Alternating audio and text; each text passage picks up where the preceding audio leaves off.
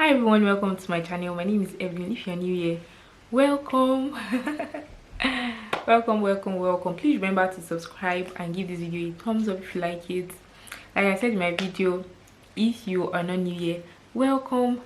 Welcome. Please remember to drop comments. Let's chat in the comment section. Let's talk, let's gist, let's get to know each other. We are over 1,000 subscribers now. Thank you so much everyone. Let's get to know each other better in the comment section. And so today I'm talking about the requirements that you need, what you need to study in Germany in 2021 or after. So a new session, this semester is ending and a new one is beginning, and people are applying or looking to apply to schools in Germany. And so I'll be opening consultation. If you'd like to talk to me about what to choose, the school to go for, what you need, or you'd like me to hold your hands, please send an email to oluwatobimesh@gmail.com. I would also put the link in the description below, and also on the screen I'll put my email address and my Instagram. Please do well to follow me and let's chat. A lot of people are always in my DM and I try as much as possible to respond as soon as possible. I also receive emails from you guys. Thank you so much. I do not take this platform for granted, really. I am so thankful that I am able to be of help to as much people as I can. So let's jump right into the video. So as you might have heard or not, Germany offers a lot of immense opportunities where schooling is concerned. To start with, tuition is free for most courses. There are lots of courses, like lots and lots of courses, and a lot of them are also taught in English. So even though the primary language in Germany here is German, however, a lot of courses that you can study in Germany here that are English based, like a lot. I'm studying English, so I don't know. And so yeah, so studying in Germany gives immense opportunity to even start with. Once you have your same visa, like you have opportunity to travel around the Schengen area. How many countries are in the Schengen area? 26. I think 26. So you can travel without visa to 26 countries. Like that is wahoo, right? You can just carry your bag and go. Maybe when you're on break. Right, 26. So when you're on break, you can just travel to any Schengen country for holiday, 1, 2, 3 days, 1 week or thereabouts. Like my friend, and she went to, where did she go to? Prague. She went and she went on skydiving, which is really brave. Yeah, Really brave of her. So she went to Prague for her holiday, and she was supposed to go with friends. I was supposed to go with her, but I was pregnant and I cannot risk it with my baby in bulk, you know. And so tuition is free. You are exposed to a lot of people, international students from all walks of life, like all walks of life, really. And you also have the opportunity to stay back after studies to work. So you can get what's it called now, job seekers visa. Once you're through with your studies, you can get 18 months to stay back after your student visa expires after your studies, to look for a job for 18 months. Like that is amazing, right? Amazing. What again, there are actually lots and lots of, yeah, living in Germany is quite cheap, like really cheap. The main expenses is accommodation, and once that is taken care of, food and basic amenities are quite cheap compared to other countries in Europe. So what are we saying here? What are we saying here? Germany is actually a catch. Germany is a catch. So if you're looking to study in Germany, firstly you can search on daad.de. like I said earlier, you can send me an email. I can help you, can hold your hand through the process. But if you like to do it alone, you can search for the course that you are interested in. It could be overwhelming, but like you have to do the work. Like, of course you have to do the work. You can search for the course that you're interested in, or maybe like of course you have to have like knowledge experience from your bachelor's. So for instance, I studied mathematics I didn't want mathematics for my master's, so I did a lot of searching to see courses that are not so theoretical, and I ended up with scientific computing, which is still basically mathematics, you know. But yeah, they needed like to see that I studied mathematics or something related, mathematics, not even something related, mathematics. And so once you are able to like filter down on like a number of schools, let's say 5, I'll say 5 is the list you can filter down on. You see that, oh, this school checks it for me, like I like the course, because you have to like the course to be able to do it, so that when you get there you like the course, right? And then you also have to know that the course is taught in English. You have to really check that the course is taught in English. Well, if you don't understand German, of course, you have to be sure that the course is taught in English, because there are also courses that are taught in German, so you have to be sure. Also, you have to check if language is not required, even if it's taught in English. There's some courses that are taught in English, but you need to like prove that you know English. Of course, you're not the only person that is applying, so there are people from Asia, from everywhere, that are applying for the course.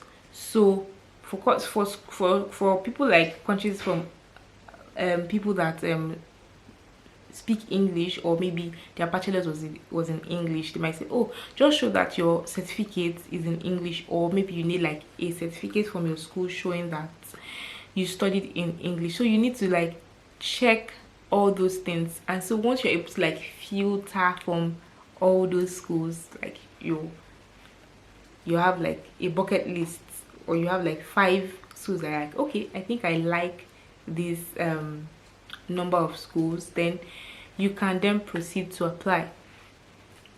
Now like I said, you have to do the work. If you check, once you're able to like check the schools, you'll see that some schools, they will say apply directly, like apply to their school directly. They'll give you the link for you to upload your documents and all that. For some, they will say apply via Uni Assist. So Uni Assist is a body that helps with international applications. So they do the checking of your documents to see that everything is fine. They filter through, and then they send the ones that qualify to the school. So for some people, you have to apply through the school, and for some people, you have to apply via Uni Assist. So once you actually, people try to apply directly to the school, because applying via Uni Assist, sometimes you have to send documents to them and all that, but applying via the school, you just upload and all.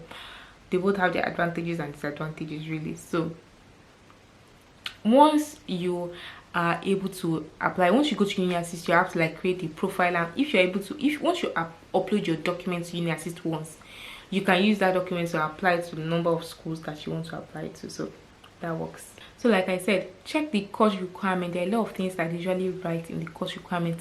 And if you still have questions, please do well to send emails. I always say, if you have questions, of course I will have some answers, but send an email, like shoot them an email. Shoot is a strange word, but send them an email. They are always willing to answer, always willing, because that's their job. People in admissions office, what are they doing? That's their job. They're responding to people's emails every day. So send them an email. Oh, I saw this on the website. Oh, is it true? Or this and this is what applied to me. What do you think? They respond. Of course, they will respond. Actually, they will actually respond. So check the course requirements. You see a lot of things from the course requirement page. The language, if you need to do like TOEFL or IELTS or something like that, or maybe you just need to present a document to show that you studied in English, and also to know which semester. So for some schools in Germany, of course, you can apply for winter semester and summer semester, but for some schools they just take people for only summer semester. For some schools it's only winter semester. So on the course requirement page, you will see when the application even opens, how long it's going to be open for, when it closes, so that you can work towards it. Whatever documents you want to put together, you can start putting them together before it opens, so that immediately it opens, you apply. If there's anything that Uni Assist says that is pending, they can quickly check your application, send you an email, rectify, and then you rectify it, and then you upload it before it closes. So usually the course requirement page helps a whole lot, a lot. Now once you apply, fingers crossed, out of the 5 schools that you applied to, at least now one should click, I mean 1 or 2 or 3 or even the 5 safe, hopefully. And so now you can start getting your finance in order. Once you just apply, just start getting your finance in order. So you need about 10,300 euros for your blocked account. So you need about 10,000 euros, except you have like someone that would what's it called, would give you like letter of sponsorship, like maybe have a family member or a friend that is based in Germany and works here. The person can give you like an offer or like a letter that this person's sponsor, this person is coming to meet you, or like I have a family member that is in Germany, so that person can give you like a letter. You don't need blocked account for that. If not, if you are going to be using your blocked accounts, now it's time for you to start sorting, to start knowing, am I going to be using Fintiba or maybe Deutsche Bank? So you start getting it ready, so that once you have your admission like this and they send you admission letter, immediately you are rushing to Fintiba or Deutsche Bank to go and open the account and go and fund your account with the 10,300 euros. So once you get your offer of admission, once you get your letter and you already have your finances, you on lockdown, the next thing is for you to get a date at your embassy, the German embassy near you in your country, of course, to get a date for your visa appointment, so you can check online for questions that they usually ask. They usually ask questions like, why are you going to Germany? Why Germany? Why don't you want to study in your country? When are you going to come back? Who is the chancellor? How many state and capital are there in Germany? All those questions like that, they're actually online. It's actually funny. They're actually funny, those questions they ask, really. But really, well, I'm talking about my country though. It might not apply to other people in other countries. I come from Nigeria, so I heard that those are the questions that they ask people. People have to like study and learn about the states that are surrounding Germany, who the German chancellor is, type of governments, and history. So check online and you see like questions that are applicable to you, the country that you are applying for. Next is, once you get your student visa, hopefully you get your student visa, yay. The next is to start looking for an accommodation, because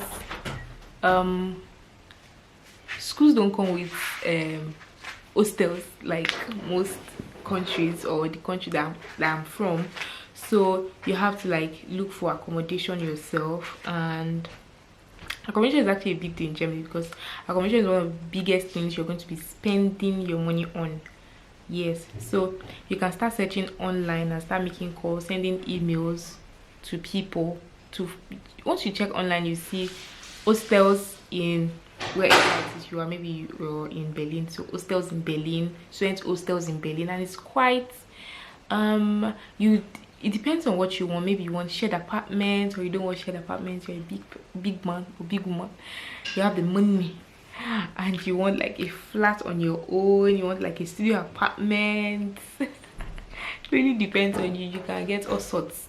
But early search, immediately you start searching. For instance, my husband got, even when he was moving here and he was moving here for work, he got an apartment from Nigeria online, and even did like viewing of the apartment through Skype. So just make sure you have your money immediately you're landing. Before you collect the keys, you're going to be paying whatever it is you guys agreed to pay. You and the landlord, or you are the agent that you're getting the apartment from. So yeah, so once you get your apartment, like getting an apartment is really important. Like I don't even think you can really do so much without getting an apartment, because once you get an apartment, you need to register. That registration is tied to basically everything. Your ameldong is tied to everything. It's tied to your SIM card, it's tied to everything. It's tied to everything that you get, your bank account and all that. So once you get your apartment, register and book an appointment to go register at the closest. Is it Bogen Arms that usually do ameldong now? Yep. Yeah, Bogen Arms. So once you Burger register, Amt. Burger Amt rather, Burger Amt, Not burger, bo. whatever. Once you register, you can then start now proceed. You can get your SIM card and then open a bank account so that your money from your blocked account can start entering with immediate alacrity. So once you once you register, you can then move on to start doing other things, like start settling in, because you already have an accommodation, you are registered, like things are beginning to look really good, like it's like really looking good now. I'm settling well in Germany. Next is to enroll. I remember when I got my accommodation, I was already living in Germany for close to a year before I got my admission rather, and went for enrollment. Like it was really fun, because even way before the what's it called now, they addressed the old students, there was like a session for international students. Even though it was German that was being spoken there, I'm like, what's the essence if you're talking to international students differently and it's German? What's there? But then it was really quite nice, because they now grouped us into students from different departments, and then there was like some BSc students that took us to different buildings all over the school. Like it was all over the school. The way school is in Berlin here, like it's not in a compound, so there are different buildings in an area. I don't want to go into that, it's quite long, but there are different schools. If you pass that place, you might not even know that like that's like university area, except maybe you pass when it's the end of a session or the end of a lecture and students are coming out and crossing to the other side of the road, because our buildings are on opposite sides of the road. Main buildings, that is. So it was quite nice, and there was also a bus train that took us all over the town, and there was like a narrator that was showing us. To the left here there is this, to the right here, all those places I've actually passed there, but I actually didn't know that they actually held some historical stories, if I would say. So yeah, so you once you get your mail done, you can then go to your school to enroll, because the way they say enroll, like it's actually enrolled, because you go to enroll and say, I'm here and this is me, this is my letter of admission, this is my this and this and this and that. For me, they sent my letter of admission to my mailbox downstairs, and they told me to register online, and then they sent my student ID card, and they started sending emails to me and stuff. I activated my online accounts where receive informations, and then went to school, then met some people that were studying or starting the studies together. And so you get to meet lecturers, you get to meet professors, you get to see your department, you get to see where you're going to be receiving lectures. Quite interesting. Talking about it actually brings back memories of how it went for me when I applied and when I enrolled in 2018. And so once you go to the department, you see like the courses you can start, you can do, and all that. You can also ask about language. It's actually really important to start learning the language immediately you land, so that you can start integrating with people, even though it's majorly an international space, most of the schools. So you get to meet people from all walks of life, from all parts of the world, really. And also, if you're looking for like a part-time job, you can talk to advisory board or advisory departments. Really, one thing I came to understand is that even if you go to ask any questions and that department is not the one answering you, they'll actually direct you to where you can answer, or where you can get your answers from, really. So there's counseling, there's an office for international students, because you know that settling in underbanked country is actually tough. So there's a place for counseling, there's a place for international students, there's a place for different things. Like, really be open. There's sports that I wanted to do. I wanted to actually enroll for swimming before the pandemic happened.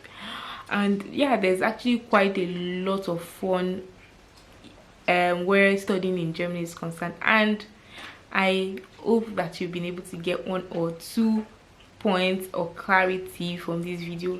Like I said, if you'd like me to hold your hand while you apply for